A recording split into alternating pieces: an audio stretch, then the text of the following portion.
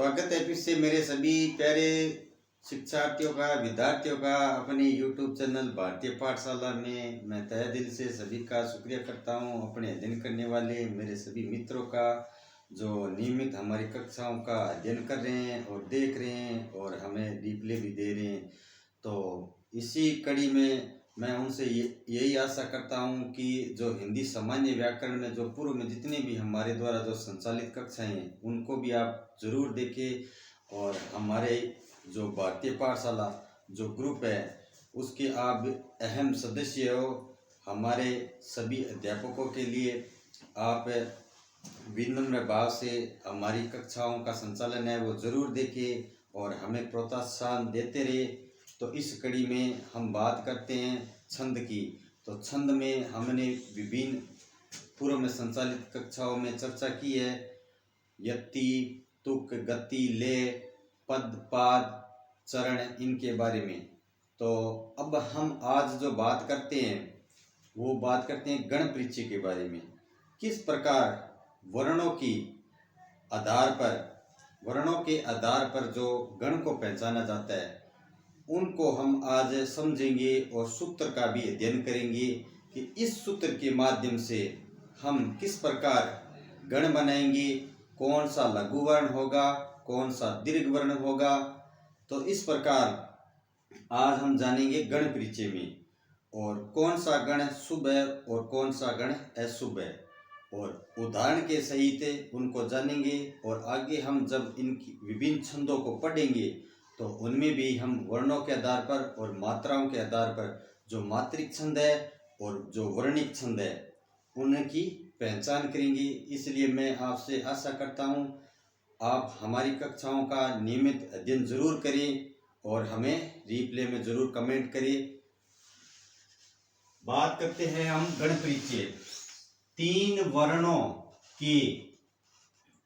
वर्णों के समूह को गण कहते हैं। मुख्यतः गण की परिभाषा यही है कि गण किसे कहते हैं। ये कई बार परीक्षा में सीधे सीधे प्रश्न है वो आ जाता है कि गण किसे कहते हैं। तो तीन वर्णों के जो समूह होता है उसको कहते हैं गण। किसमें? छंद में। जैसे भारत एक शब्द है, शब्द में तीन वर्ण होने से यह एक गण है। भारत में भारत, तो ये तीन वर्णों से बना एक शब्द है। तो इसी शब्द को क्या कहते हैं? गण कहते हैं। तो छंद में जो गण बनाया जाता है वो तीन वर्णों के आधार पर उस शब्द को गण कहते हैं। किंतु भारतीय शब्द में चार वर्ण हैं। यहां पर हमें देखना है भारतीय शब्द में कितने वर्ण हैं? चार वर्ण हैं। अतः भारतीय तक तीन वर्णों का एक गण माना जाएगा। तो यहाँ पर यही बात है कि हम वर्णों की जब गण बनाएंगे तो तीन वर्णों तक ही उसका गण बनाया जा सकता है। आगे का जो होगा वो आगे गिना जाएगा, लेकिन यहाँ पर तीन वर्णों को हम एक गण के रूप में स्थापित कर लेंगे। तो चार वर्णों वाला में गण नहीं माना जाएगा। भारतीय शब्द है तक तीन वर्णों का एक गण माना जाएगा। ये एक समझाने की प्रक्रिया है। गण के निर्धारण में तीन ही वर्ण होते हैं, ये हमने पूर्व में जान लिया। अर्थात हलंत वर्णों को इसमें नहीं गिना जाता है। हलंत जो आद्य वर्ण हैं, जो हलंत लगे हुए, उनको इसमें नहीं गिना जाता है। जब हम छंद पढ़ेंगे तब उनमें देखेंगे।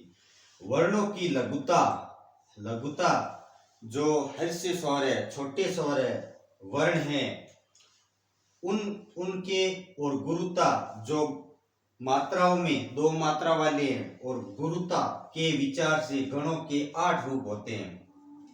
गणों के रूप कितने होते हैं? ये भी बड़ा महत्वपूर्ण प्रश्न है। गणों के 8 रूप होते हैं।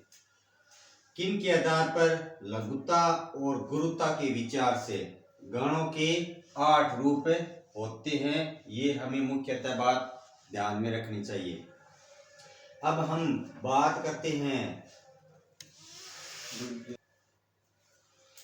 सभी गणों के नाम तथा रूप याद करने का सूत्र है। अगर हमें सभी गणों को एक सूत्र में याद रखना है, उनके रूप को याद रखने का एक सूत्र है, तो सभी गणों के नाम तथा रूप याद करने का एक सूत्र है जिसे कहते हैं यमताराज भानसलगा। अर्थात यमताराज भानसलगा ये सभी गणों का एक साथ में नाम है। इनका याद रखने के लिए एक सूत्र बनाया गया है। इस सूत्र के आधार पर हम इन 8 गणों को याद रख सकते हैं, इनके रूप और इनके नाम। अब हम जानते हैं इस सूत्र के आधार पर हम किस प्रकार गणों को याद रख सकते हैं। तो चलिए शुरुआत करते हैं।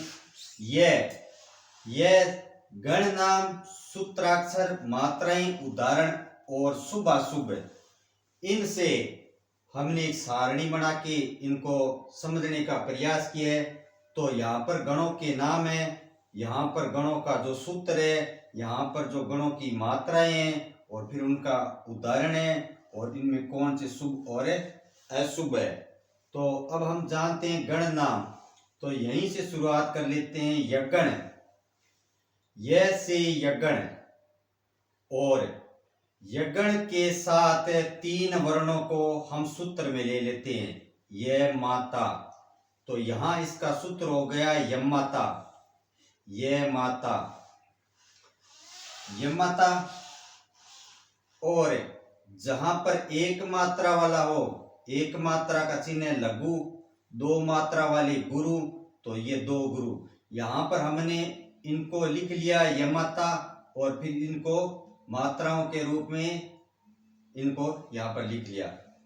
और इनका उदाहरण हम समझ लेते हैं। विमाता, विमाता नाम है, तो विमाता में वी जो छोटी की मात्रा है वो लघु में गिनी जाएगी। माँ जो गुरु है, गुरु के चिन्ह में, ता गुरु है तो गुरु के चिन्ह में, और ये शुभ है। इस प्रकार ये सूत्र हो गया, ये इसका उदाहरण हो गया और ये इनकी मात्राएं हमने गिन ली। लघु, गुरु, गुरु, इस प्रकार हमने इनकी मात्राएं गिन ली। एक बार हम सभी इन सूत्र से पहले गणों को जान लेते हैं। यह से हमने पहले यगण, उसके बाद में मा से मगण, ता से तगण, रा से रगण, जय से जगण, बै से बगण, न से नगण और छ से सगण। अंत में एक लघु और एक गुरु, लय से लघु और गय से गुरु। ये छंद के अंत में आता है, एक लघु और एक गुरु। इस प्रकार हमने गण नाम का परिचय कर लिया। अब हम एक बार सूत्राक्षर में इनको एक क्रम में कर लेते हैं। यम माता, यम माता ले लिया। अब ये को छोड़ दें, बाद में मा तारा, 3 वर्णों का हमने एक सूत्र बना लिया। ये मगण है, मा तारा, मा तारा। तो इस प्रकार मगण हो गया। उनकी मात्राएं, मा में गुरु है 2 मात्राएं, ता में 2 गुरु है, रा में गुरु है। क्योंकि ये मात्रा वाले हैं तो ये तीनों ही क्या हो गए, गुरु। और तीनों में गुरु हो वो कौन सा गण होता है, मगण होता है। जैसे उदाहरण में 5 4 ली, गुरु गुरु गुरु, 2 मात्राएं 2 मात्राएं 2 मात्राएं, तो तीनों क्या है, गुरु। और ये क्या माना गया है, शुभ माना गया है। ये दोनों शुभ माने गए हैं, यगण और मगण। उसी क्रम में हम जान लेते हैं तगण, ताराज, और इसी के आधार पर हम इनका सूत्र बना लेते हैं ताराज। ताराज से यहां से शुरू कर लेते हैं तगण, और 3 वर्णों के समूह को हमने सूत्र के रूप में यहां लिख लिया ताराज। और ताराज का गुरु, मात्राओं में गुरु और ये लघु, इनका सूत्र।